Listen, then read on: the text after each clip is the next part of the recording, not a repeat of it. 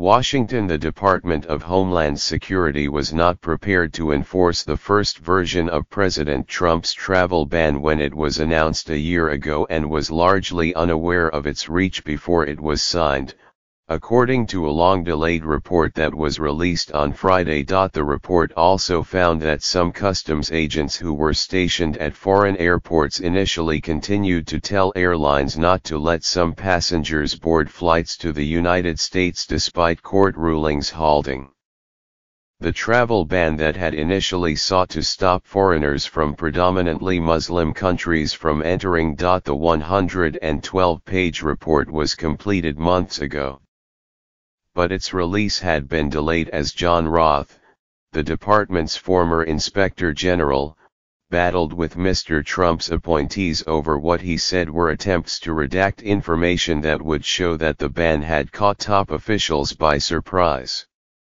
Mr. Roth stepped down in November after saying he was troubled by the department's handling of the report's release. At a Senate hearing on Tuesday, Kirstjen Nielsen, the Homeland Security Secretary, denied that the report was delayed because it negatively portrayed how the administration handled the first travel ban. Mr.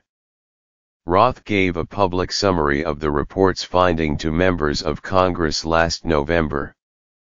But the full report, even though it redacts key pieces of information, provides a more detailed view of the Trump administration's attempts to craft the travel ban without significant input from the department that would be charged with enforcing it. That includes John F. Kelly, the Homeland Security Secretary at the time, who could not say for sure that he was shown a draft of the executive order before it was signed.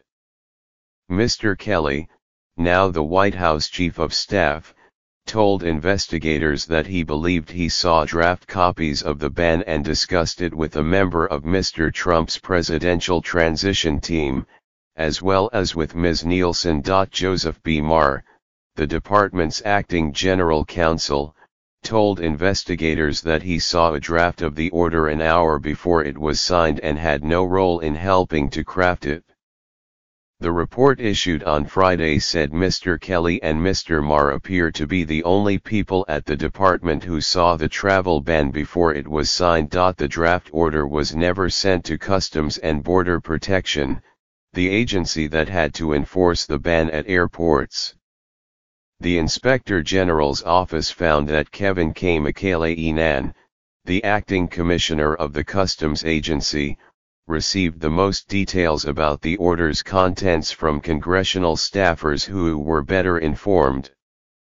The report also concluded that although the Justice Department's Office of Legal Counsel reviewed the draft executive order, it failed to analyze the rights of legal permanent residents, who were left in limbo while customs officials scrambled to determine if they could re-enter the United States. Homeland Security officials began enforcing the travel ban even before they had a signed copy of the president's executive order, the report found.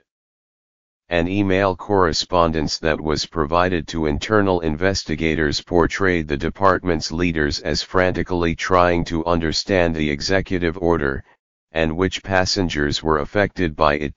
Guidance was later issued to customs officers in the field, who reacted with shock and confusion, the report found. However, the Inspector General's investigators did not find examples of widespread abuses by customs officers, as portrayed on social media as travelers were detained or denied entry. The exception was at foreign airports, where customs officers continued to tell airlines not to board some passengers bound for the United States even after courts had blocked the travel ban. In a strenuously worded response, the department said it does not believe the officers' conduct violated the court orders.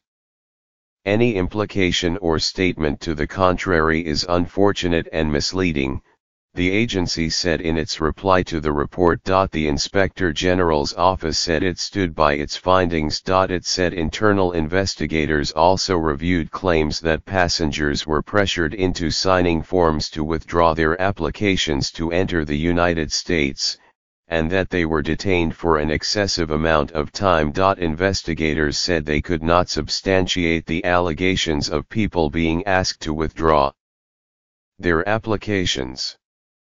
They attributed the long detentions to officials' inability to develop policies and procedures before the travel ban was issued, as well as confusion over how to enforce it after the court orders and constantly changing guidance from headquarters. Investigators did note that customs officers did not detect a single instance of terrorist threat that was halted by the initial travel ban. Mr. Trump has twice revised the travel ban, the most recent version of which will be reviewed by the Supreme Court.